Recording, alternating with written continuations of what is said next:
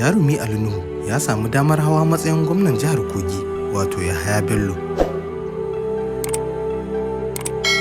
Hakan ya faru ne a cikin wani ƙayataccen shiri da ake ɗauka yanzu haka.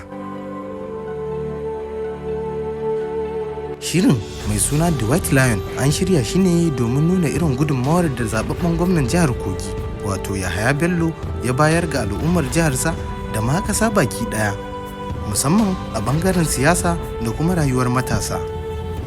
Hotunan jarumin sun janyo cece-kuce a shafukan sada zumunta na social media, wanda wasu na sukar abin, wasu kuma na yaban abin.